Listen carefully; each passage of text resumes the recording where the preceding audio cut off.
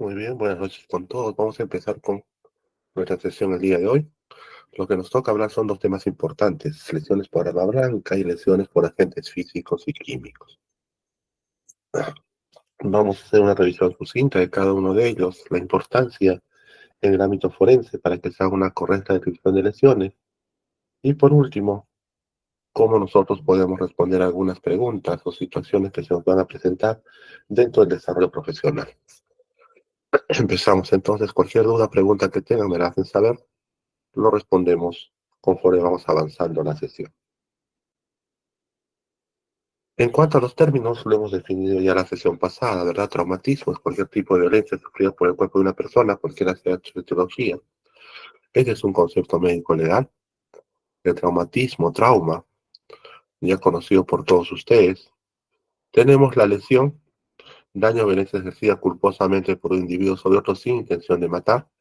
Lesión sobre todo está en relación al marco jurídico, ¿ya? Los abogados casi siempre van a hablar sobre lesión.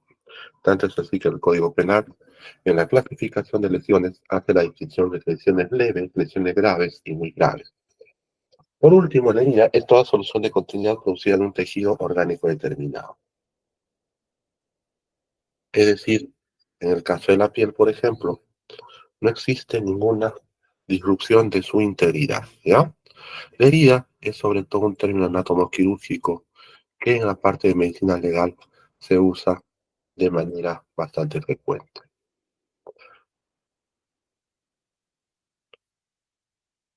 Las lesiones por arma blanca son las lesiones producidas por la acción de instrumentos que atacan al cuerpo mediante una punta, un filo o ambos a la vez. Este es el concepto que ustedes deben tener sobre lesiones por arma blanca. ¿Sí?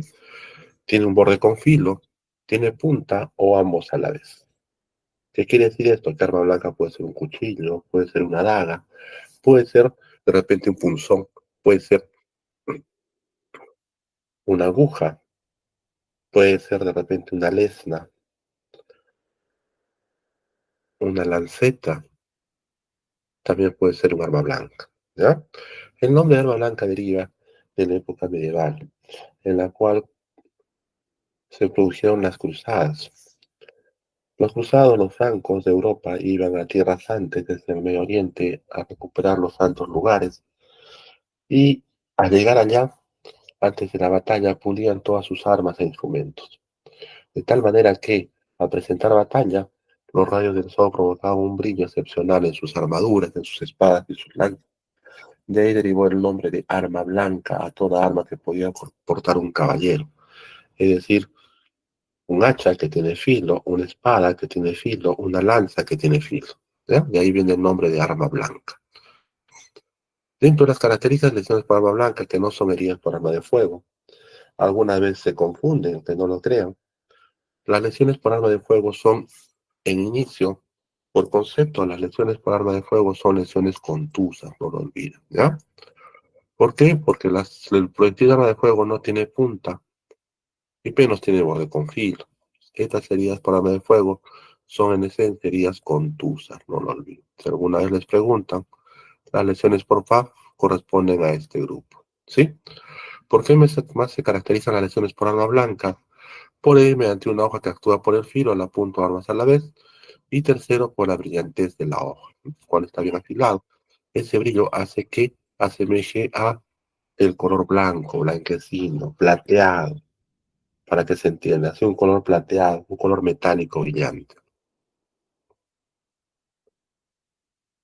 Tenemos las heridas punzantes como aguja, clavo, lesna, palo de tejer, espada, bayoneta. Cortantes como navaja, el vidrio roto, el cuchillo. También las lesiones cuando se rompe de repente un vaso. Heridas punzocortantes, que es una variedad donde se conjugan dos elementos, la punta y el filo. Espada, cuchillo, puñal, daga. Y las heridas contusocortantes. ¿Qué quiere decir? Que estos cuerpos tienen el borde con filo y aparte tienen peso. ¿Ya? Si se dan cuenta, las dos últimas son una variación. Punzocortantes. En las punzocortantes lo que se está quizás combinando viene a ser la punta y el borde cortante, ¿ya? Mientras que en las heridas contusocortantes se está combinando el filo más un peso. Un peso. El peso es el que le va a dar fuerza para que ese filo pueda provocar la lesión.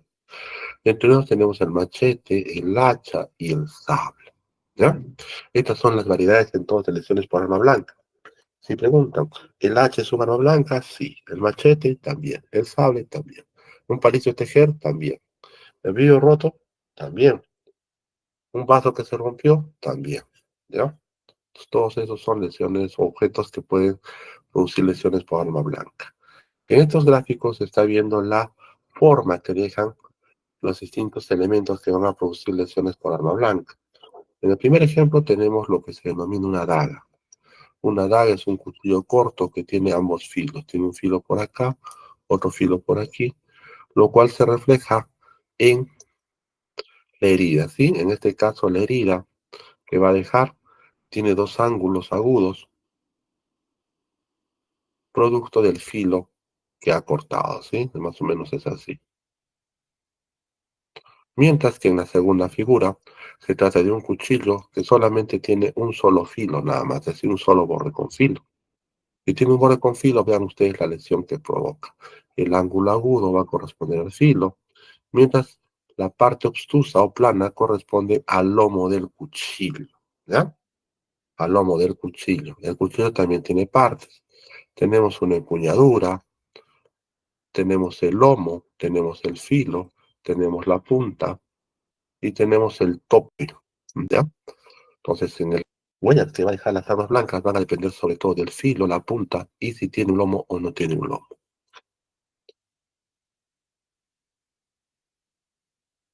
Las lesiones por arma blanca, sobre todo las producidas de repente por un cuchillo, una daga, una bayoneta, no necesariamente van a corresponderse con la longitud o la profundidad de la herida, sobre todo en regiones donde la piel es blanda, donde hay una abundancia de tejidos blandos. Aquí se está poniendo el ejemplo del abdomen. ¿A qué me refiero con esto? A ver, estamos haciendo una línea. Esta línea corresponde al abdomen, ¿ya? ¿Qué es lo que está pasando aquí? Se está hincando el cuchillo, pero como el abdomen, la pared abdominal, es una región bastante blanda, por la fuerza de la presión, este abdomen se deprime, ¿ya?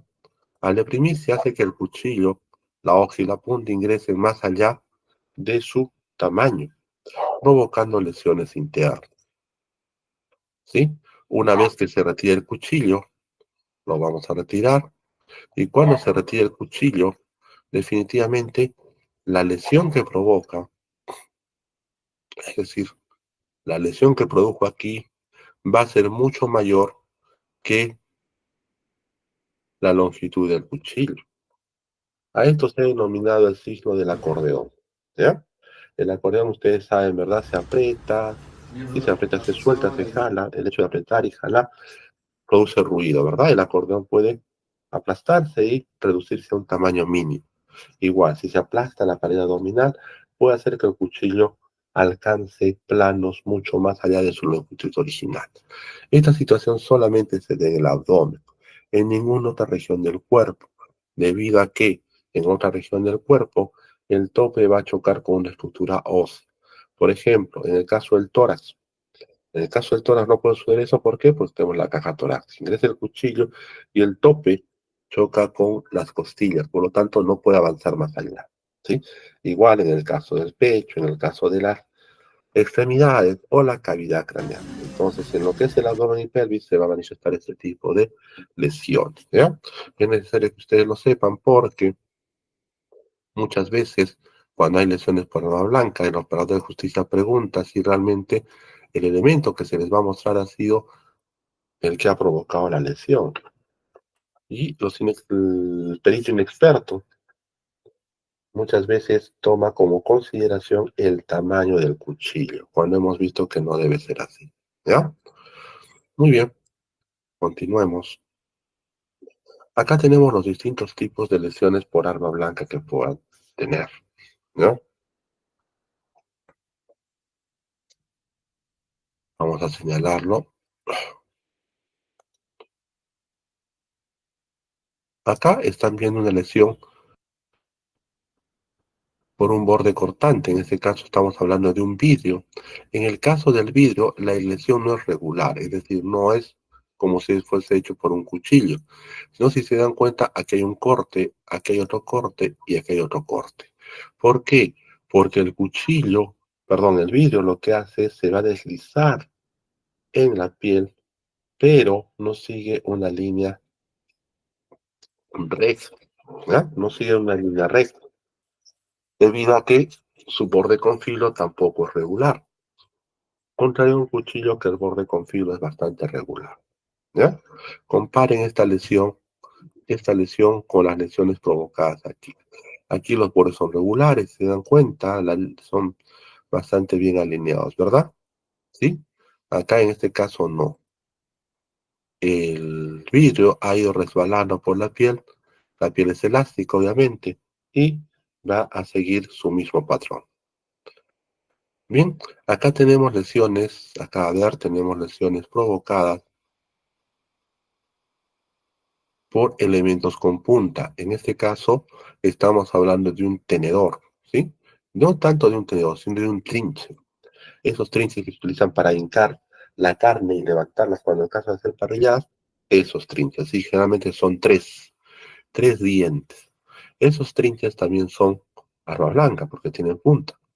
Lo que se ha hecho es deslizar ese trinche en la piel, provocando estas lesiones, ¿ya? Estas no son lesiones contusas, están hechas por una punta, por lo tanto son lesiones por arma blanca. En la otra figura tenemos algo bastante sui generis.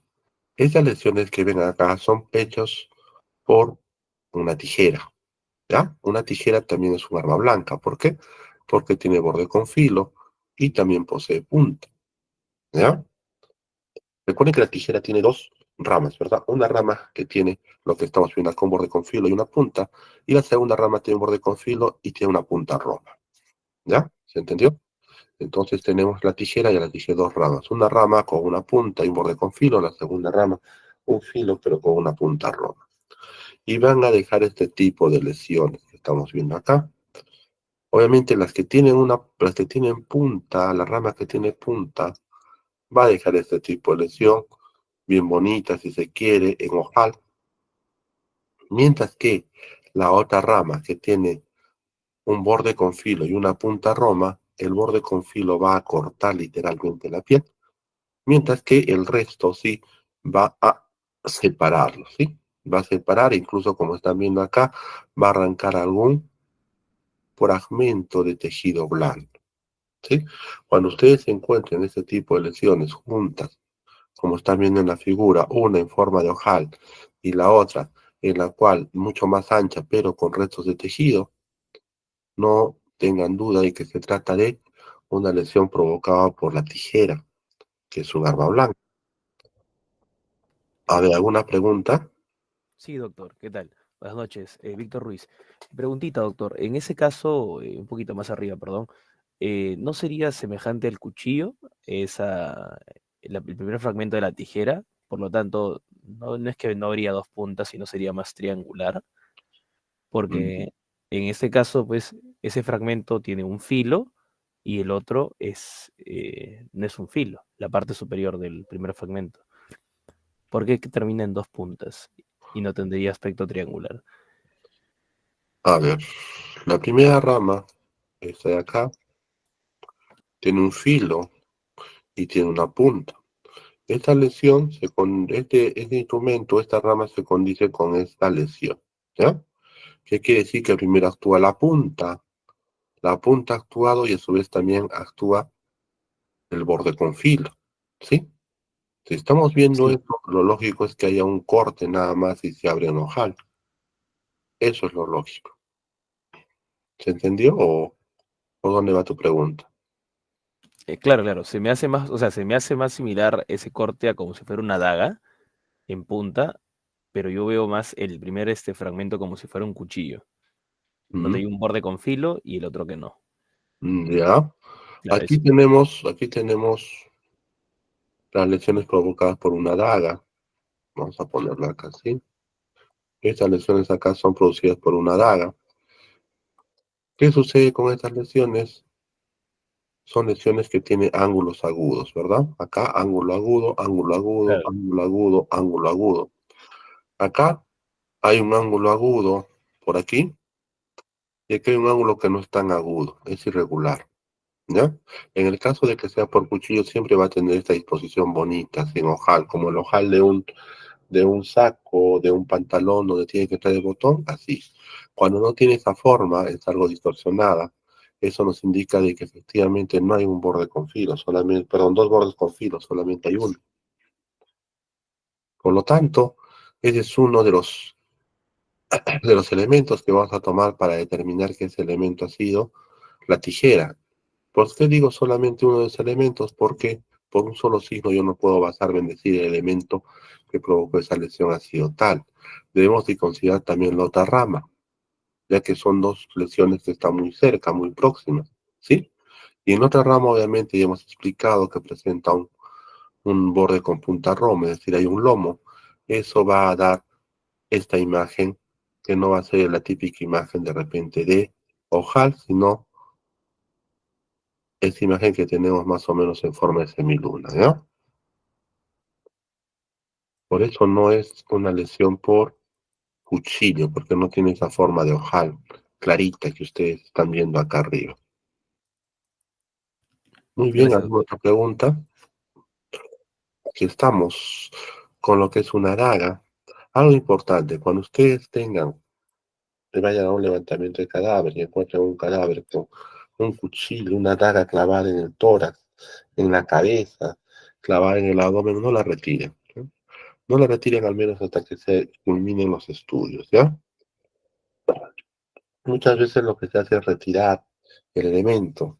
Y al retirar se está borrando las huellas se encuentran en la empuñadura, se está borrando evidencia, muy importante para la resolución del caso. Si ustedes encuentran una daga, un cuchillo o un elemento punzocortante clavado en el cadáver, lo dejan, ¿no? Acá tenemos un ejemplo de ello, ¿no? Lo han dejado tal cual como estaba llegado hacia la morgue central de Lima, pues son hacia la morgue central y se ha sacado la radiografía, ¿no?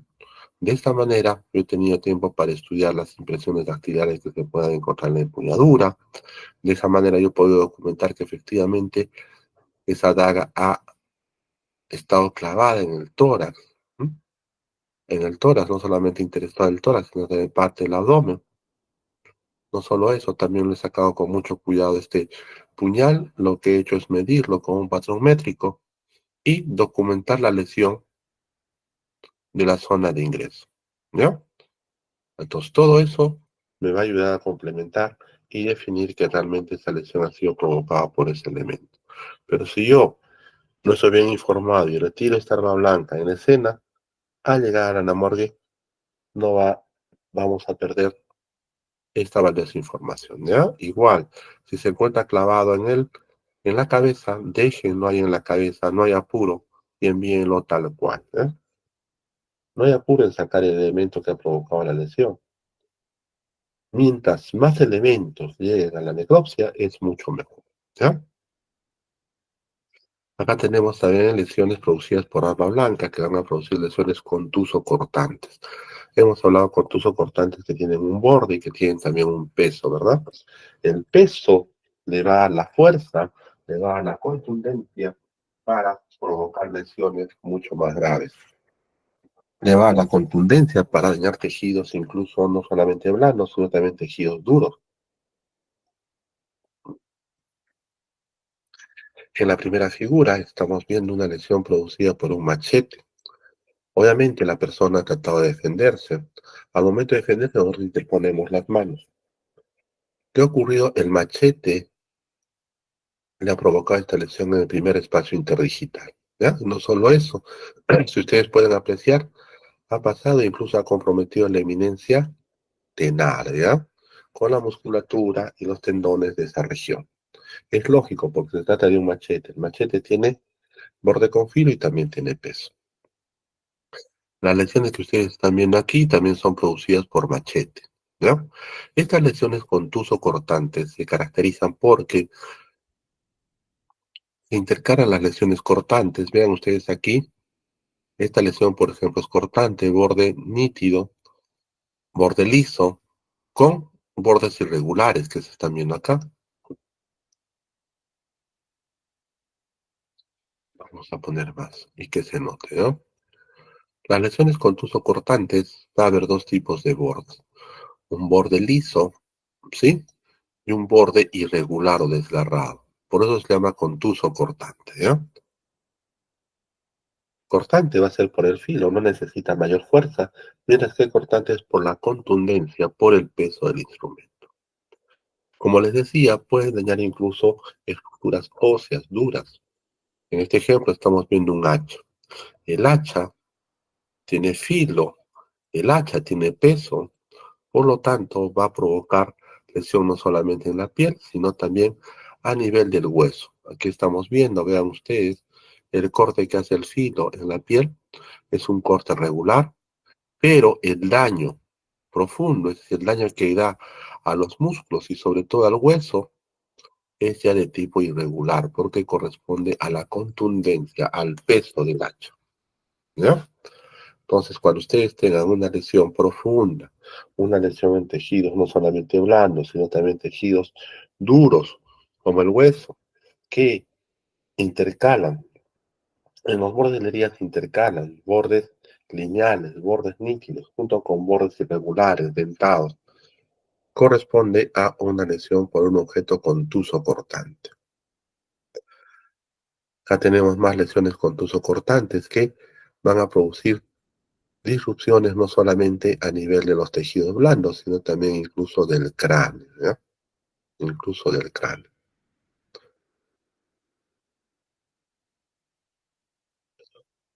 Acá lo que están viendo es un degüello. ¿Qué es lo que ha ocurrido? Sencillamente lo que ha ocurrido es que ha habido un choque, la cabeza ha impactado en el parabrisas. El impacto ha sido tan fuerte y a tal velocidad que prácticamente ha separado la cabeza del cuerpo, ¿ya? Entonces estamos viendo que el parabrisas también forma parte de un objeto cortante, ya que es vidrio. Este parabrisas ya a una constante velocidad ha provocado la decapitación de de este cuerpo, de esta persona. Es importante cuando ustedes hagan el estudio de lesiones por arma blanca describirlas correctamente. ¿Eso qué quiere decir? Que ustedes tienen que primero identificar el tipo de lesión, ¿verdad? Tipo de lesión, perfecto, herida por arma blanca. Ya saben ustedes las características que estamos diciendo. Presentan los bordes lineales, nítidos, sin ningún tipo de irregularidad, o presenta también los bordes intercalados con bordes nítidos, con bordes aserrados, ya sea cortante o contuso cortante, dependiendo del elemento que lo produjo. Segundo, lo que se tiene que hacer es ubicarlo en la región anatómica que corresponde. Ya saben, región anatómica mayor a la menor, si es lado derecho o izquierdo, y en caso de que sean los miembros, dividirlo por tercio, sea tercio distal, proximal o medio. Tercero, es indispensable situar las lesiones. La situación viene a ser la distancia que existe entre el medio de la herida cortante, tomando como punto de referencia dos planos, en este caso el plano capital y el plano del vértice, ¿ya? Y por último, las medidas, no olviden eso. Entonces, esos son los requisitos, esos son los componentes de una correcta descripción de lesiones por arma blanca. Ahora, se exige mucho durante la necropsia poder definir la dirección que tomó el arma blanca al ingresar en el cuerpo. Para ello, es importante situar en la zona de entrada, es decir, la herida de entrada, y tomar en consideración hasta dónde llegó la punta del objeto o del arma blanca, ¿ya? Recuerden, es importante para poder determinar la dirección, uno, determinar la herida que provoca el arma blanca, y segundo, hasta dónde llegó el extremo distal del arma que lo produjo. De esa manera, nosotros podemos introducir esto que se llama un testigo, ¿sí? Este palito de madera se llama testigo, ¿ya? Entonces lo que se hace es, una vez que ya se acabó la necropsia, bueno, no es que se haya acabado, tomo las medidas, lo ubico, lo sitúo, lo fotografío, acabo con todo el trabajo que tengo que hacer con la lesión, con la herida y con los órganos que ha comprometido, puedo introducir recién el testigo para que me sirva de método gráfico y que se pueda entender mejor hasta dónde ha llegado el arma blanca, ¿sí? En este caso ya se acabó la necropsia en esta zona, ya se midió, ya se observó, ya se fotografió, y ya para terminar se introduce el testigo y podemos dar una idea de la uno, de la magnitud de la lesión, segundo, el alcance y tercero, la dirección, ¿ya? Igual también aquí se introduce otro testigo. Si nosotros queremos, podemos hacer lo mismo con el cadáver y sacarle una radiografía. De esta manera, podemos demostrar de manera gráfica y sencilla cuál ha sido la dirección del arma blanca que ingresó. Vuelvo a repetir, esta introducción del testigo se hace después de, ¿ya? Después de que yo haya descrito la lesión, después de que yo haya medido, después de que yo haya situado, después de que yo haya revisado las vísceras, después de que yo haya visto todos los tejidos comprometidos. Nunca antes. Ese es un error que cometen los principiantes. Alguna vez han escuchado que se puede usar un testigo de madera y sin iniciar ni siquiera la necropsia médico-legal, están introduciendo el testigo de madera tratando de forzar un trayecto, lo cual es contraproducente, ¿ya? No hagan eso. Una vez que acaban con todo lo que tienen que hacer con la lesión por arma blanca, ahí sí pueden introducir su testigo de madera. Algo importante, tienen que definir hasta dónde ha llegado el extremo distal y no solo eso, qué órganos ha comprometido, ¿ya? Acá, por ejemplo, se está indicando que ha comprometido la arteria aorta, ¿ya? Ha habido una laceración aórtica, ha comprometido la aorta. Entonces, resumiendo, yo tengo una lesión por arma blanca, la cual yo la identifico por los bordes que tiene la lesión. Los bordes pueden ser lineales, pueden ser continuos, pueden ser unos bordes que no tienen ningún tipo de interrupción, o en el caso de lesiones contuso-cortantes, puede ser un borde lineal con bordes aserrados propios del elemento contuso, ¿sí? Segundo, esa lesión por arma blanca, yo tengo que ubicarla en el área anatómica que corresponda. Tercero, tengo que situarla de acuerdo al plano anatómico sagital o del vértex. Cuarto, tengo que determinar la profundidad. Para ello tengo que hacer una disección minuciosa de los tejidos blandos que ha comprometido, tomando siempre en consideración el ciclo del acordeón que hemos hablado anteriormente, ¿ya? Quinto, en base a todo ello, yo puedo definir una dirección para ver si he ingresado de delante hacia atrás, de derecha a izquierda, de arriba hacia abajo. Y después de haber hecho todo eso, recién puedo introducir el testigo de madera. Esta manera de describir tiene que hacerse con cada una de las lesiones por arma blanca. Si el cadáver presenta 2, en las 2. Si es 5, en las 5. Si es 30, en las 30. En cada una se tiene que determinar todo lo que estamos hablando, ¿ya? Suena de repente bastante tedioso, bastante trabajoso, pero es la manera correcta de realizar una necropsia de este tipo, ¿ya? Si tiene 20 lesiones por arma blanca, las 20 tengo que seguir ese procedimiento. Acá tenemos más fotografías de radiografías que nos ayudan de repente a entender mejor dónde se ha ubicado el elemento que produjo la lesión, ¿ya? Recuerden que siempre tiene que ir a la morgue con todo lo que se encuentra en la escena. Hablemos del degüello. El degüello no es otra cosa que la acción del arma blanca en la región cervical, dejando parte del tejido óseo blando que permite unir todavía la cabeza con el cuello, ¿ya? Ese es el término de degüello, ¿sí? Porque si no existe tejido blando que une la cabeza con el cuello, estamos hablando de decapitación, ¿verdad? Decapitación sencillamente es cuando la cabeza está separada del cuerpo. mientras esté unida por un tejido, ya sea blando o óseo, es degüello. Este degüello puede comprometer estructuras superficiales, como la piel, el vasocutáneo, algunos músculos, o también tejidos profundos, que van desde la vía respiratoria, los vasos sanguíneos, el tubo digestivo, en este caso el esófago, los grandes vasos e incluso la columna vertebral. ¿Ya? Este degüello es frecuente que se utilicen armas blancas, es decir, solamente armas que tienen un filo. Sin embargo, para las lesiones profundas es bastante común también que se utilicen armas contusocortantes. ¿Ya? Vean ustedes aquí, radiografía en la anterior, en la cual se ve que hay incluso un compromiso de la columna cervical, ¿sí? La columna cervical o las apófisis no siguen la correcta alineación, por lo tanto, lo que existe es una separación a nivel de C2 y C3, producto de la lesión provocada por el elemento contuso cortante, ¿ya? Acá tenemos otro que va en la parte media. Estamos contando C1, C2, C3, C4, en C4 más o menos, ¿sí? Hay incluso, vean ustedes acá, una fractura a nivel del cuerpo vertebral.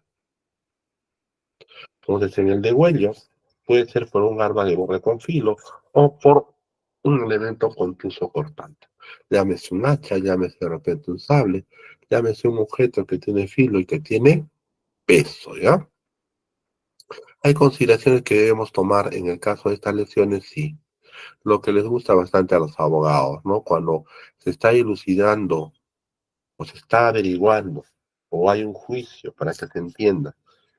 En el caso de una persona que se ha sido agredida y presenta lesiones por arma blanca, a los abogados les gusta hablar de heridas de defensa, a los abogados les gusta hablar de autoagresión, les gusta hablar de heteroagresión, les gusta hablar de agresión por mano ajena o agresión por mano propia. Recomendación, recomendación. No, ustedes como médicos no pueden hablar si ha sido por mano propia o mano ajena. ¿Por qué? Porque hablar de mano propia o mano ajena es hablar de una acción o una situación. Como médicos, les vuelvo a repetir por enésima vez, nuestro trabajo es objetivo. Solamente registramos lo que observamos. Solamente sacamos conclusiones de lo que vemos, no de lo que nos cuentan, no de las fotos, no de los videos, no de las fotografías, ¿sí? No de las situaciones. ¿Se entendió? Entonces, destierren de su vocabulario, por más que les gusten los abogados, autoagresión, heteroagresión, lesión por mano propia, lesión por mano ajena, ¿sí? Lo que sí podemos hablar nosotros son heridas por defensa, porque esas heridas son lesiones que quedan en la persona, son lesiones que quedan en el cadáver, que de acuerdo a la situación y ubicación anatómica, yo podría inferir que hubo un acto de defensa de las regiones vitales de esa persona. ¿Se entendió, chicos? Vuelvo a repetir, destierren de su vocabulario, no lo pongan en un informe lo que es mano propia, mano ajena, heteroagresión, autoagresión. Por más que el abogado, al juez, al fiscal le encante esos términos, les van a hacer preguntas, doctor, pero son si es autoagresión, heteroagresión, sentido de lesión por mano ajena, si fueron dos, si fueron tres, para que determine, no les aconsejo. Porque desde el punto de vista médico legal no se puede determinar ello. ¿Sí? No se puede determinar. Yo sé que ustedes de repente, algunos tienen la idea que el médico legista hace de todo maravillas. No, nosotros hacemos hasta donde la ciencia nos permite. ¿Ya? Y científicamente no es posible determinar eso. Muy bien, lo que sí podemos hablar es heridas de defensa, es decir, cuando, sobre todo los miembros superiores, ya sea la mano, el antebrazo, el codo, el brazo, se interponen entre el arma, ¿sí? Y una región noble del cuerpo, ¿ya? Una región vital del cuerpo. ¿Cuáles son las regiones vitales del cuerpo? El cuello, el tórax, el abdomen, ¿sí? Una lesión también que se protege, una región que se protege viene a ser la cara, ¿no?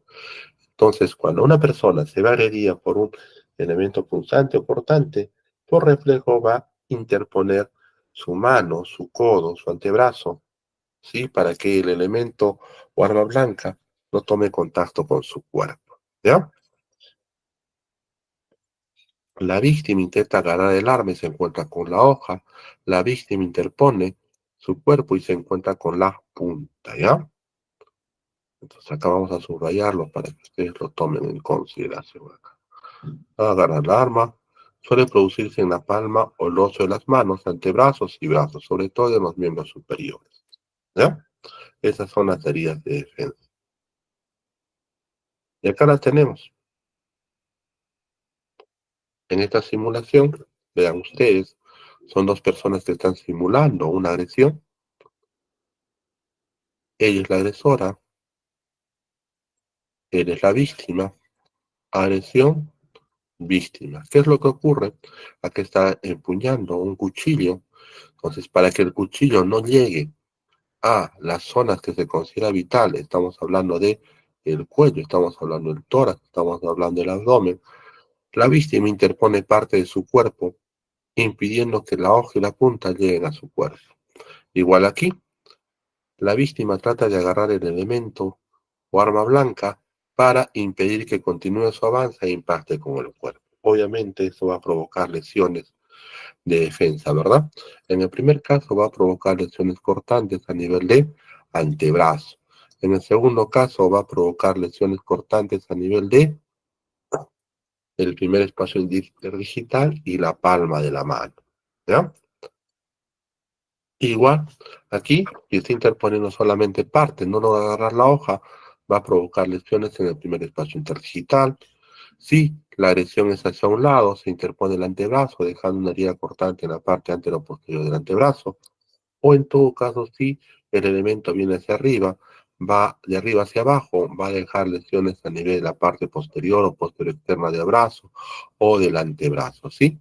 Este tipo de lesiones son características. Vean ustedes aquí, son lesiones poco profundas que tienen más un componente de longitud que de profundidad, ¿ya? Debido al elemento que se ha utilizado. Es decir, son poco profundas, pero son bastante largas, si se quiere. En este caso estamos viendo una lesión a nivel del primer pliegue, ¿ya? Bien, ¿qué consideración más debemos de tomar en cuenta si las lesiones son vitales o post-mortem? Algo importante cuando se evalúa este tipo de lesiones en los cadáveres. Ya les hablé anteriormente, ¿verdad? La importancia de distinguir lesiones vitales de las lesiones no vitales. Una lesión vital es la producida en el cuerpo de una persona viva. Una lesión no vital es una lesión provocada en el cadáver, ¿sí? Esto desde el punto de vista criminalístico y médico legal reviste una importancia grande. ¿Por qué? Porque si es una lesión vital, se hizo en la persona con vida, por lo tanto estaría o podría estar guardar relación con el hecho que le provocó la muerte. Pero si es una lesión post-mortem, no tendría nada que ver con la causa de muerte, ¿no? Esa es la importancia. Entonces, ¿cómo distinguimos una herida vital de una no vital o post-mortem?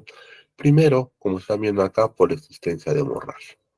La hemorragia solamente se va a manifestar en las lesiones premortem, ¿sí? Segundo, retracción de los bordes de la herida, que solamente se ve en un tejido vivo. Tercero, la propulsión del tejido adiposo. En un tejido vivo, los tejidos mantienen su turgor, mantienen su elasticidad, por lo tanto, cuando se apertura la piel, algo de tejido adiposo siempre va a tratar de sobresalir por los bordes de la herida. Cuarto, presencia de coágulos. Esto también es importante debido a que la coagulación solamente se produce en la persona viva, ¿sí? En casos de que haya duda, porque, por ejemplo, las lesiones pueden ser perimortem. Perimortem, ¿qué significa? Justo antes de que se produzca la muerte, ¿sí? O justo después que se produjo la muerte. Recuerden ustedes que la muerte, desde el punto de vista jurídico, es en un momento, ¿ya? Como ya se nos dice anteriormente. La muerte, desde el punto de vista jurídico, es en un momento, es transversal. Es decir, ahora a las 9:17 estoy vivo, 9:18 estoy muerto. Y debe ser así. Porque para la norma, se tiene que ser bastante tajante. Eso no es. ¿Está muerto o no está muerto? Está muerto, perfecto. ¿A qué hora falleció? 9:17 de la noche. Sin embargo, desde el punto de vista médico-legal, no es tanto así. Hay algunos tejidos que todavía mantienen su vitalidad después de que la persona ha sido declarada como muerta. ¿Se entendió? Ejemplo, los espermatozoides que se mantienen todavía móviles en el fío, la córnea, que todavía es viable dentro de las 24 horas, la médula ósea, que también es viable dentro de las 24 horas. Es por ello que, en el caso de córnea y médula ósea, en algunas ocasiones se recurre a donantes de cadáver, ¿ya? Sobre todo en córnea.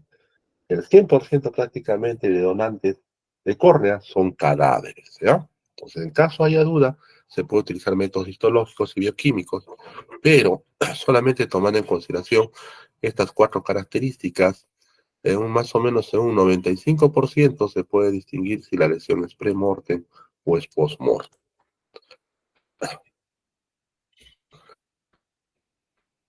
Tenemos también que identificar el arma. Muchas veces nos dan el arma y nos dicen, doctor, este cuchillo ha provocado la lesión y te lo enseño. O en todo caso, te lo envía.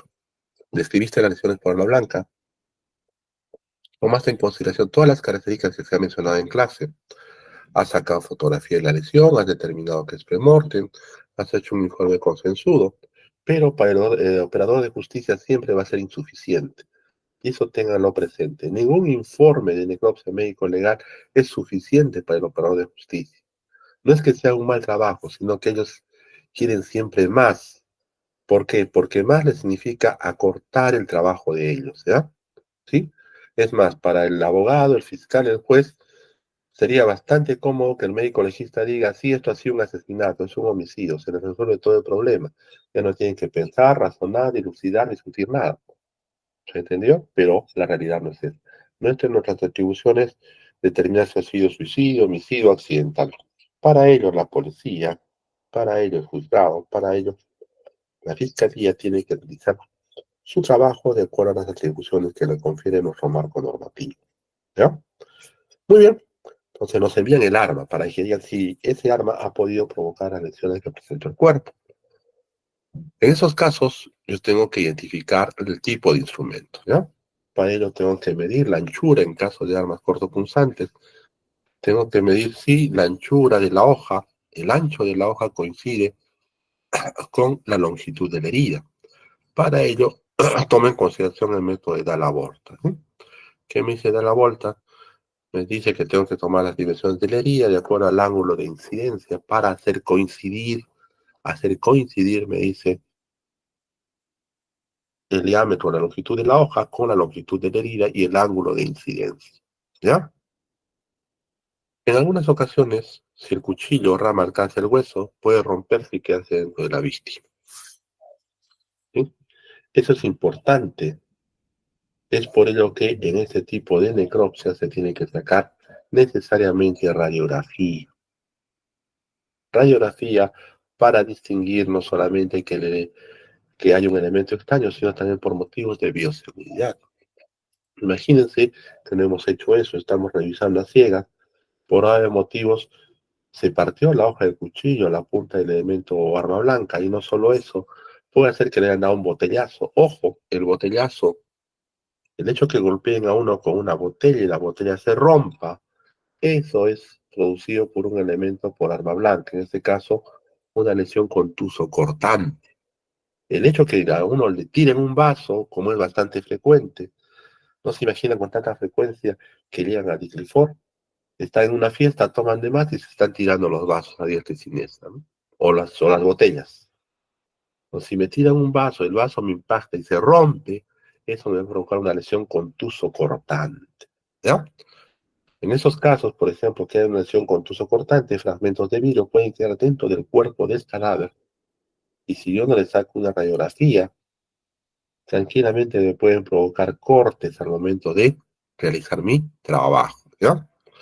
En cuanto a la longitud del arma y también la profundidad de la herida, sí, tomando siempre en consideración lo que hemos hablado, que podría ser una herida en acordeón, ¿ya? Recuerdan lo que les dije, que la empuñadura impide de que el arma avance más allá, por lo tanto, por efecto de presión, vence la resistencia a la musculatura abdominopélvica y la lesión que produce va más allá de su longitud, ¿ya?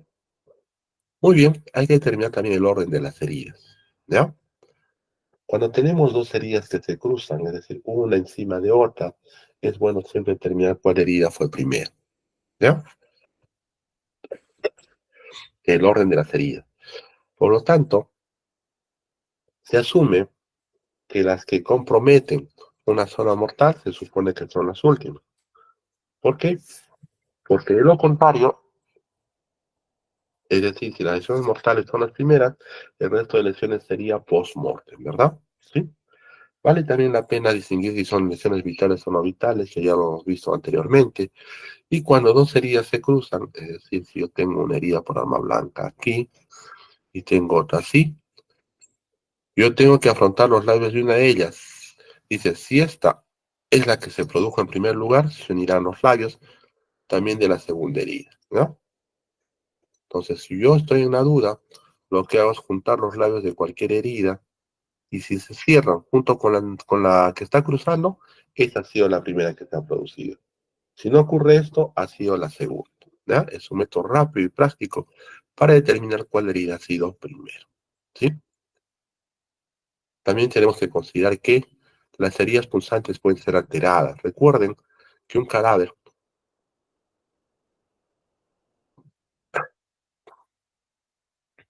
el victimario, va a hacer todo lo posible para alterar la escena, va a hacer todo lo posible para dificultar el trabajo de los forenses, ¿ya? Y no solo eso, muchas veces también el personal médico comete errores bastante grandes, si se quiere. ¿Por qué? A ver, tenemos una persona que ha tenido una lesión punzopenetrante en el tórax, ¿no? Como tiene una lesión punzopenetrante o una lesión punzante en el tórax, lo correcto es que se ponga un tubo, ¿verdad? Un tubo de drenaje. ¿Qué es lo que ocurre lamentablemente? Que el personal médico, ese tubo de drenaje, para ahorrarse trabajo, ve y dice, bueno, acá tengo una lesión, bueno, yo le voy a meter por ahí el tubo para que ya no esté suturado y que no quede cicatriz, y mete el tubo por donde se provocó la herida punzocortante. Lo introduce, lo sutura y lo deja. Cuando viene el equipo de criminalista, ve al médico legista y quiere ver si existe o no existe algún tipo de lesión, no hay nada. ¿Sí? ¿Se entendió? No hay nada. Dificulta el trabajo. ¿Por qué? Porque el colega no llevó el curso de medicina legal o no prestó importancia a un detalle tan importante como esto. ¿Se entendió? Entonces, si ustedes atienden a un paciente que tiene una lesión con punzo penetrante a nivel del tórax, dejen ahí la lesión, déjenlo. Si quieren ustedes, si les dificulta el trabajo, de que no va a haber de repente un buen drenaje, le ponen una gasa, le ponen esparapo encima, bien taponeado y hacen su incisión para el tubo de drenaje en otra zona. De tal manera que cuando va la policía a ver médico legista e indican que había un apuñalado, se acercan y van a hacer un trabajo correcto, adecuado, porque ustedes no modificaron los indicios, no identificaron las huellas de la lesión. ¿Ya? Muy bien, también dice, pueden realizar heridas penetrantes quirúrgicas para colocar tubos de drenaje. Si son retirados antes de remitir el cadáver en el IML, puede ser difícil de separar las heridas, ¿ya? Punzantes de la agresión. No retirar ningún elemento del cadáver, sobre todo en cadáveres que fallecen en hospitales. El cadáver fallece en hospital, rápidamente, ¿qué hacen? Le sacan el tubo de drenaje, le sacan el tubo de toracotomía, le sacan el drenaje penroso, el drenaje laminar, lo sacan y lo quieren enviar limpiecito, ¿no? Es más, algunas veces incluso lo bañan y lo envían hacia la morgue. Falso, caso error, está muy mal. El cadáver se envía tal cual como ha fallecido. Si tiene su tubo de drenaje, lo envían con el tubo de drenaje. Tiene su sonda urinaria, lo envían con su sonda. Tiene su sonda nasogástrica con su sonda nasogástrica. Tal cual como estaba cuando ha fallecido. ¿Ya? Tienen que enviarlo así para colaborar con la necropsia médico-legal. Cuando exista lesiones por arma blanca, debe examinarse siempre la ropa para ver si hay defectos y si estas van a coincidir con las lesiones en el cuerpo. Importante. Si yo tengo un cadáver que tiene una lesión por arma blanca en el tórax o abdomen y su ropa está limpiecita, su ropa no tiene ninguna mancha de sangre, puedo inferir de que ese cadáver ha sido manipulado, ese cadáver ha sido movido, ese cadáver ha sido cambiado de ropa, ¿sí? O en todo caso estaba con el torso desnudo y le han puesto ropa adicional con el fin de confundir, ¿ya? La presencia o ausencia de arma blanca con lugar de los hechos no ayuda necesariamente a establecer un tipo de muerte. Vuelvo a recalcar. Ustedes, como médicos, no pueden determinar bajo ningún motivo si la muerte ha sido homicida, ha sido suicida o accidental. ¿Por qué? Porque sencillamente nuestro marco normativo nos lo impide. Decir si ha sido homicidio o ha sido accidental es levantar un juicio de valor. Es decir, dar valor a lo que nosotros emitimos. En este caso, si digo que ha sido suicida, estoy dándole un valor de sentencia. Estoy diciendo que no tiene nada que ver en esa muerte algún elemento externo a alguna otra persona. Lo cual, de acuerdo a nuestro marco normativo, solamente lo puede decir el juez, ni siquiera el fiscal ni la policía. Entonces no caigan en el juego de los abogados. Muchas veces hay las preguntas que dicen, doctor, para que diga la lesión accidental que ha descrito usted en su certificado, le provocó riesgo de vida y cae en su juego. Sí, la lesión que he descrito, bla, bla, bla, bla, bla, bla. Y después, ¿qué dice el abogado? Dice, el doctor reconoció que esa lesión es accidental. Acá lo dijo. Yo le pregunté, ¿la lesión accidental que usted escribió? Y respondió que sí, e hizo su manifestación. Por lo tanto, el doctor, el médico legista, afirmó que ha sido accidental, y en base a eso, mi patrocinado tiene que ser declarado inocente. Y el abogado se va a cerrar en eso. El doctor dijo que es accidental, que demuestre que es accidental, por qué dijo accidental y los van a estar molestando en cada audiencia. Mejor evitarse de ello y concluir sencillamente con lo que nosotros observamos y vemos, nada más. Recuerden que el arte de las conclusiones no está de repente en hacer una conclusión extensa, una conclusión bastante florida, sino el arte de las conclusiones está en la medida. Concluir lo más certero, lo más expuesto posible. ¿Se entendió, chicos? El arte de las conclusiones está en la medida. ¿Hasta dónde pueden concluir nada más? Bien, lo que ya les decía, si el arma blanca se encuentra clavada en el cuerpo de la víctima, deben buscar segundas actividades en el mango del arma. Si no, es posible hacer el estudio dactiloscópico del mango del arma, utilizar una bolsa de papel para cubrir el arma hasta su traslado, ¿ya? Ojo, estamos hablando de una bolsa de papel. ¿Por qué? Porque si usted pone una bolsa de plástico, puede producirse una condensación dentro e inferir en la toma de huellas. La huella dactilar, es decir, la impresión, cuando nosotros apoyamos en una superficie lisa, dejamos una huella, ¿ya? Una huella. Entonces, sí, esa huella se va a levantar en forma de una impresión. Esa huella que dejamos en una superficie está formada por distintos elementos. Por el sudor, las células de descamación, ¿sí? Está también por la suciedad que se puede encontrar, porque constantemente estamos sudando, está desprendiéndose células muertas, nuestra mano está sucia. Entonces, todos esos elementos van a formar parte de la impresión o huella dactilar. Si yo le pongo una bolsa, esa bolsa va a provocar que ese sudor se desnaturalice, ¿sí? Esos elementos biológicos puedan condensarse borrándome las impresiones dactilares que yo quiero estudiar, ¿ya? Por eso es importante poner una bolsa de papel. La bolsa de papel permite una buena aireación, una buena ventilación. Es más, va a permitir de que se seque ese detritus, se seque ese sudor, se seque esas células de descamación, permitiendo una mejor fijación de la impresión dactilar, ¿ya? Por lo tanto, nunca debe retirarse un arma clavada del cadáver antes de confirmar si se han tomado o no huellas dactilares. Recuerden eso bien. Nunca deben retirarse, ¿ya? Acá tenemos, de manera bastante sucinta, las diferencias entre las distintos tipos de lesiones por arma blanca que se pueda tener, ¿ya? Tenemos por un lado lesiones cortantes.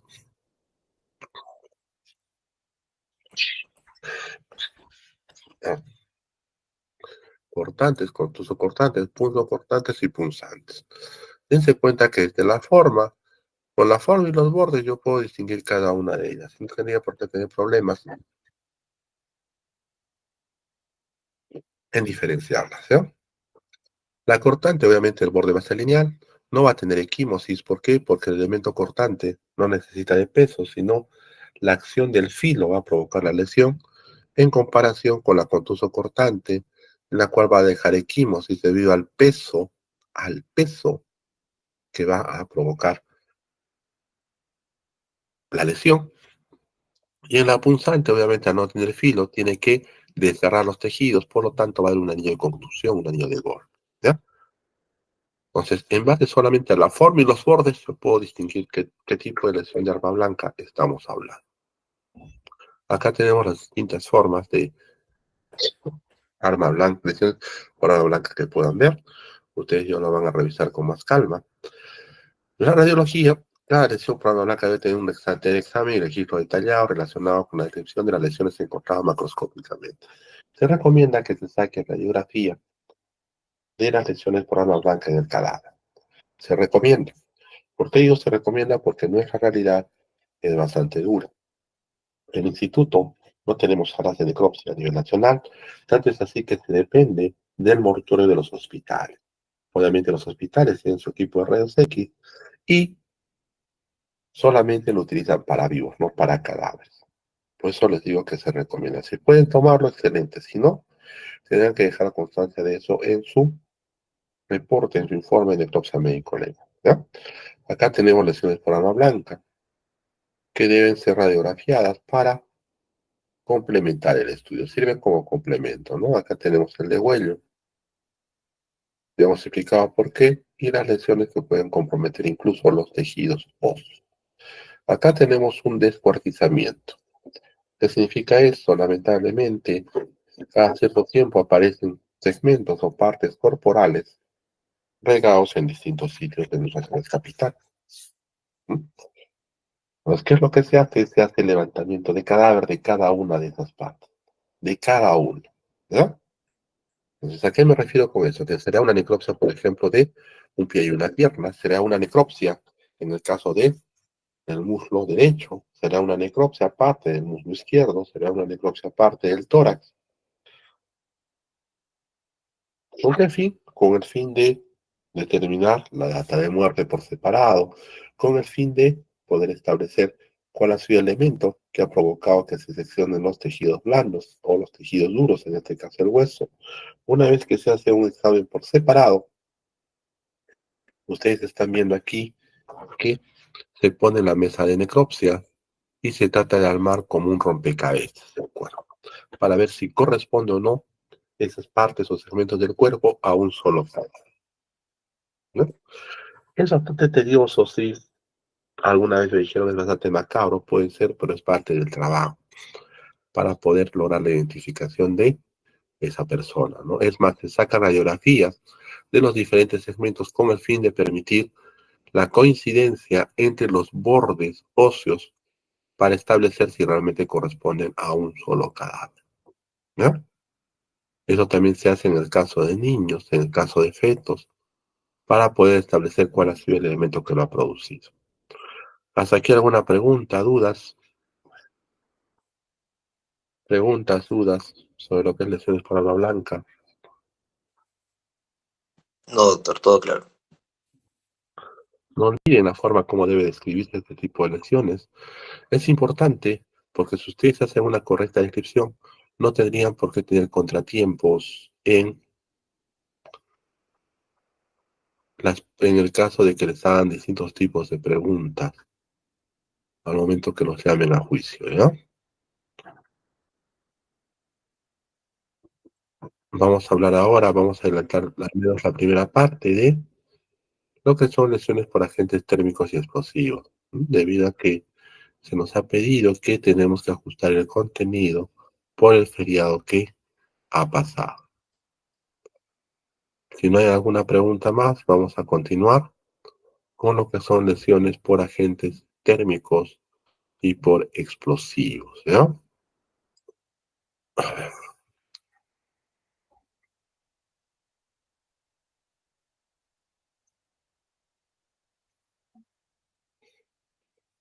Esperamos a que cargue. Muy bien.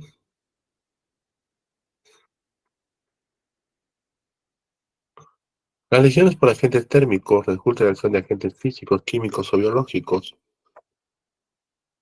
En resumen, van a ser producidos por el frío, por el calor y la electricidad. ¿Mm? El frío obviamente es su temperatura en relación a la basal de nuestro cuerpo, es decir, menos de 37, 36.5, 36.4 grados centígrados. Calor por encima de esa temperatura y la electricidad, el paso de la corriente eléctrica a través de nuestro cuerpo, ¿sí? Obviamente tenemos que distinguir que el frío, en el caso del frío, tenemos un frío que puede ser por causa natural, es decir, los que se producen por cambios en la temperatura ambiental. En el caso que estemos en otoño, en invierno, la temperatura desciende. Aunque aquí en Lima no es mucho, ¿verdad? En las ciudades del interior del país, sobre todo en la sierra, lugares, por ejemplo, como Huancayo, Cusco, Puno, las temperaturas descienden incluso por debajo de los 0 grados centígrados. Allí se corre un riesgo bastante grande de fallecer por efecto de esa temperatura bastante baja, ¿ya? Imagínense que yo salgo de una fiesta y consumo licor, no estoy muy bien abrigado, por efectos del licor tropiezo y me quedo tendido en el piso, en la acera, en la pista, a medianoche, en la madrugada, en un lugar como Puno, donde la temperatura en la misma ciudad llega a -4, -5 grados centígrados. Ya cuando amanece, ya soy un cadáver, ¿sí? ¿Se entendió? Entonces tenemos en el frío, considerar la temperatura ambiental, que es el frío ambiental, y segundo, el frío que se produce de manera artificial. Por ejemplo, las muertes que se producen en los grandes frigoríficos. Hay personas que trabajan en frigoríficos que son tamaño de una habitación, incluso más grandes, sobre todo para la conservación de carne. Esos frigoríficos, para que cumplan su función, tienen que tener un cierre hermético y solamente se abren por fuera.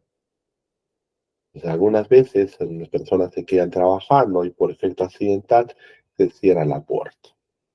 Se quedan encerradas y sufren los efectos de esa baja temperatura. Como solo se abre por afuera, no hay manera de que puedan darse cuenta hasta que ocurre el desenlace fatal, ¿no? Por eso les decía, la procedencia natural va a ser más frecuente, la procedencia artificial principalmente industrial. Hay algo acá interesante también. Esta procedencia artificial no solamente va a ser en el caso de industrias, sino también va a darse el caso de en niños. ¿Qué sucede en niños? En niños se ha visto de que muchas veces juegan a las escondidas. ¿M? Estos niños se van a introducirse de repente a la refrigeradora, se van a introducirse a la hielera, a modo de esconderse, ¿no? Y cuando la refrigerador es grande, ¿sí? Tiene una manija que permite cerrar herméticamente. Todas las cerraduras por fuera. Entonces el niño se introduce, cierra y ya no puede abrir. Se ha visto casos de niños que se introducen en estas refrigeradoras grandes, quedan atrapados y fallecen por efecto del frío, ¿no? No tienen ustedes que descartar eso. Generalmente es accidental, en su grupo de riesgo en su mayoría están niños y ancianos. Recuerden ustedes que para efectos del estudio de las muertes por frío, del calor, sobre todo el frío, el cuerpo humano se considera como si fuese un tronco, ¿ya? Entonces, si yo tengo aquí un tronco de un diámetro considerable en comparación con un tronco más de un diámetro menor, yo considero que en el punto medio va a estar la zona de calor, ¿no? Acá. Tengo acá la zona de calor en el punto medio, acá también tengo la zona de calor en el punto medio. El calor siempre tiende a disipar hacia el exterior. Mientras más grueso sea el cuerpo, va a retener mejor el calor, ¿sí? Porque el calor va a difundirse o va a demorar en difundirse. Mientras más delgado sea el cuerpo, el calor va a difundir con mayor rapidez, por lo tanto se va a enfriar mucho más. Por lo tanto, en niños El diámetro del tórax es menor al de un adulto. Los ancianos también. En los ancianos hay pérdida de masa muscular, pérdida de tejido adiposo, por lo tanto, el diámetro torácico, el diámetro abdominal, va a ser menor de una persona adulta. Es por ello que van a enfriarse más rápidamente. ¿Sí? Muy bien. Influyen las condiciones físicas del frío y las condiciones individuales de la víctima. Lógico. Condiciones individuales físicas del frío, es decir, la temperatura ambiental, y condiciones individuales de la víctima, ya sea su tamaño, ¿sí? Tamaño, su edad, si es niño o anciano, la constitución, si es de repente delgado o si es obeso, la edad, si es niño o anciano, y la ropa, el vestido, que es diferente en cada persona. Obviamente, una persona que está bien abrigada, un saco, un abrigo, casaca, va a enfriar mucho más lentamente, va a sentir el frío más lentamente que una persona que tiene de repente ropa ligera. ¿Ya? Los efectos del frío anteriormente no se sabían con exactitud. Estamos hablando en los primeros años del siglo pasado. No se sabía muy bien cuáles eran los efectos. Había situaciones de repente que ocurrían esporádicamente. Sin embargo, eso cambió drásticamente en las grandes invasiones de la historia. Recordemos que a lo largo de la historia, los efectos más grandes han tratado de invadir siempre la zona de Rusia. Entonces, Napoleón, el ejército más importante de esa época, el más grande, 600.000 hombres, invade Rusia y se adentra. Rusia es tan grande que demora, llega a Moscú, ya saben ustedes la historia, los moscovitas queman la capital, no tienen recursos y hacen la retirada y desagarran el invierno. Entonces, ¿qué ha ocurrido en ese invierno frío donde el ejército de Napoleón no llevó ropa de invierno y los que llevan ropa de invierno no estaban acostumbrados a una tan baja temperatura? Empiezan a manifestar los síntomas por efecto del frío.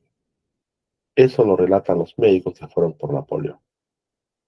Después, algunos decenios más tarde, de la Segunda Guerra Mundial, nuevamente invade Rusia el ejército más grande de esa época. Estamos hablando de 3 millones, otros 5 millones de soldados, ¿no? El ejército alemán. Invade Rusia y nuevamente avanzan hacia Moscú. Nuevamente viene el invierno y nuevamente se presentan las lesiones provocadas por el frío. En base a eso, se ha dividido que las lesiones por el frío se dividen en grados, así como las lesiones por frío, igual, ¿no? Perdón, por calor se dividen en grados. El primer grado viene a ser el eritema, el segundo grado es cistena y el tercer grado viene a ser la escara, ¿ya? Si se dan cuenta, a ver, ¿hay alguna pregunta? Escucho. Puede hacer su pregunta.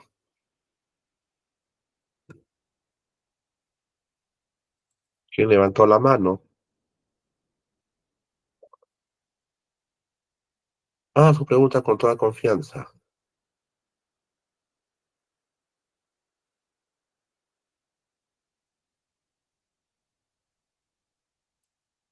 A una pregunta.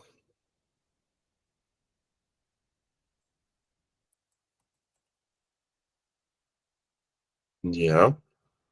Bueno, si no hay pregunta, continuamos. Van a darse cuenta que estas lesiones que estamos viendo, en este caso que son eritema, flistena y escara, prácticamente corresponden a las lesiones que son provocadas por el calor. Vamos a mostrar aquí cómo podemos distinguirlas, ¿ya? Roxana, te escuchamos, levantaste la mano.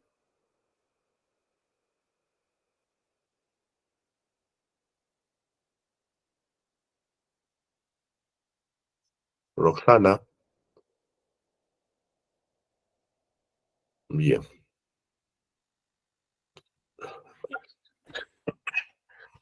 Vamos a buscar acá.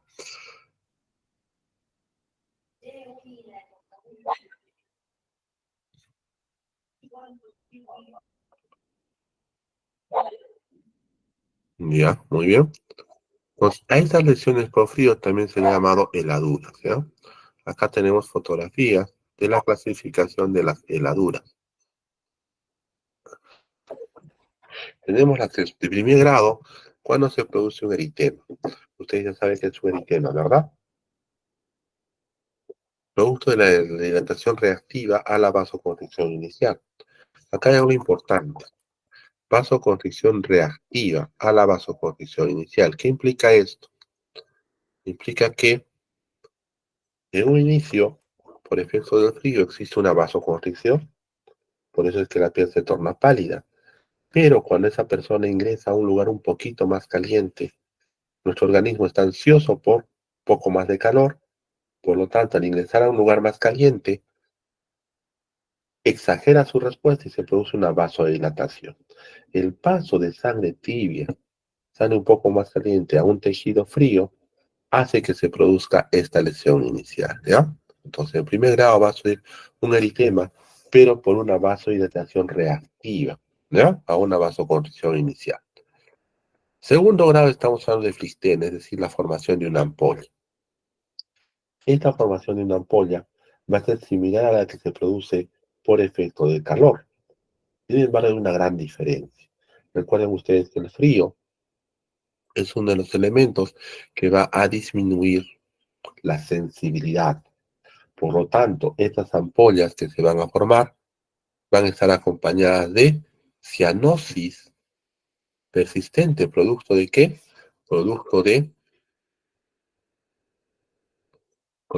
qué? Producto de la vasoconstricción, y no solo eso, va a haber una pérdida de sensibilidad, ¿ya? Acá vemos incluso la cianosis que está persistiendo. Acá también la cianosis distal que se está produciendo, ¿ya? Vamos a poner otro colorcito para que se note acá. Aquí está. No se nota.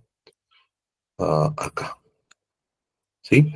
Ahí vemos la cianosis que se tiene. Esa cianosis, conjuntamente con la perisensibilidad, van a permitirme diferenciar las lesiones que se producen de segundo grado, producidas por el calor. Cuando el flistema es por el calor, al contrario, duele bastante. ¿Sí? Duele bastante, duele mucho, está hipersensible. ¿Sí? En la de tercer grado hemos denominado escara. ¿Por qué? Porque va a existir necrosis. Ya el efecto del frío ha sido ya bastante prolongado. Como es bastante prolongado, existe una vasoconstricción sostenida. Eso va a comprometer la viabilidad del tejido, provocando la necrosis. ¿Ya? En este caso va a ser una necrosis no húmeda, sino seca. Primero va a existir, como están viendo acá, una cianosis. Aparte de esa cianosis, va a existir después un ennegrecimiento y por último, la muerte del tejido. Como vuelvo a repetir, esta es una necrosis no húmeda, sino seca. ¿Qué significa? No va a doler. Por lo tanto, si yo tracciono el dedo, ¿sí? Por ejemplo, tracciono cualquiera de estos dedos, lo que va a provocar es su desprendimiento sin que haya ningún tipo de dolor, ¿ya? Tanto las escaras como las flistenas, es decir, las heladuras de segundo y tercer grado, son bastante frecuentes en personas que trabajan en zonas de frío con los miembros superiores e inferiores al aire libre.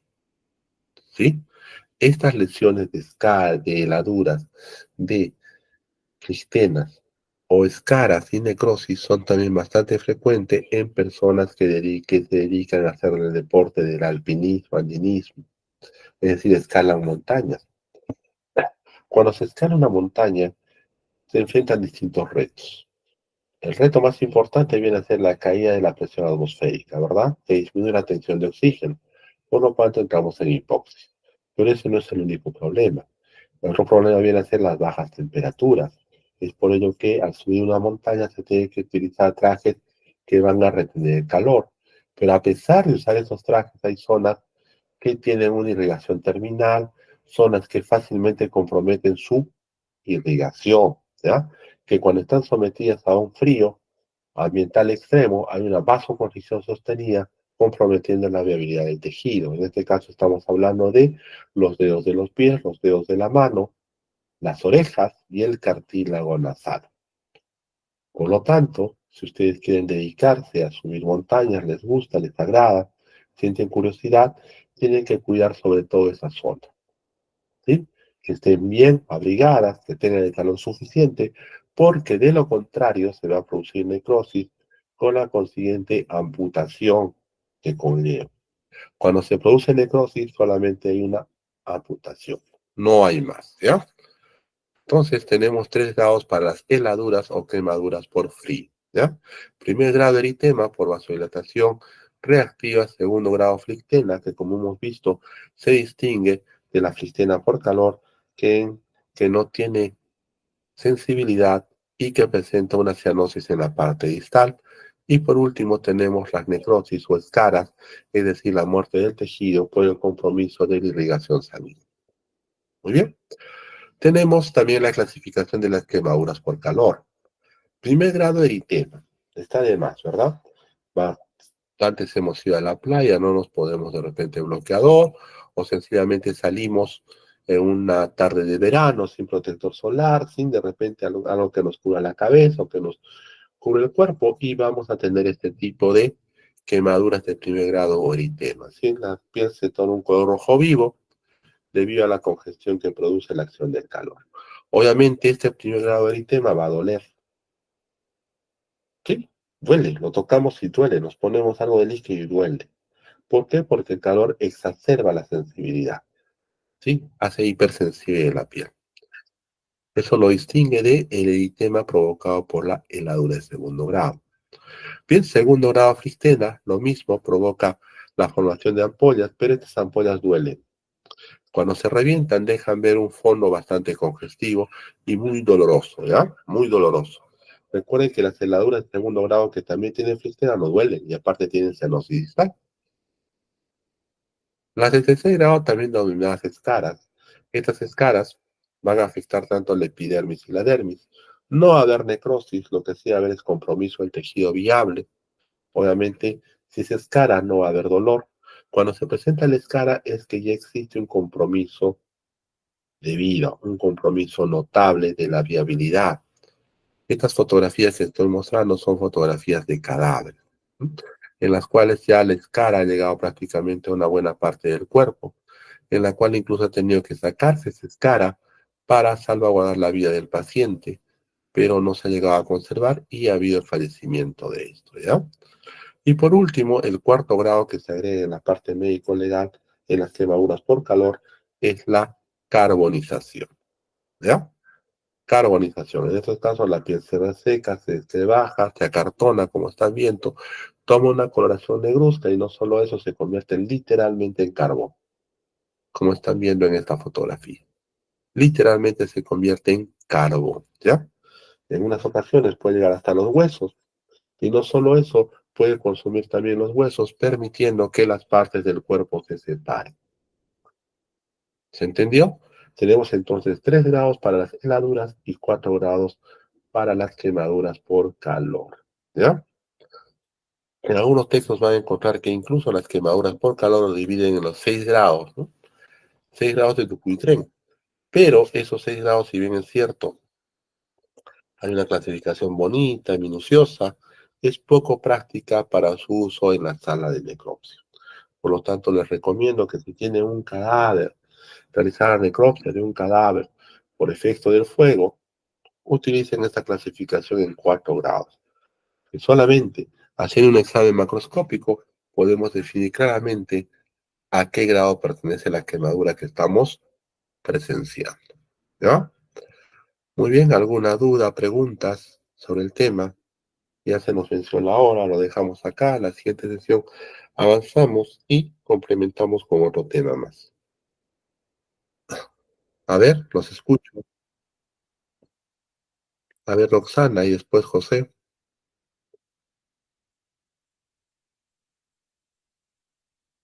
A ver, José. Doctor, buenas noches. El tema eh, absolutamente claro. Doctor, la inquietud es sobre las PPTs que todavía no nos comparte. Ya. Me han dicho que lo tengo que subir al aula virtual. No tengo acceso todavía. Cuando tenga acceso lo voy a subir. Supongo que se resolverá entre hoy día y mañana. Ok, doctor. Entonces, gracias. ¿Alguna otra pregunta? Bueno, si no hay más preguntas, damos por culminada la sesión. Recuerden asistir a sus prácticas. La universidad les ha puesto un horario y el horario tiene que cumplirse, ¿ya?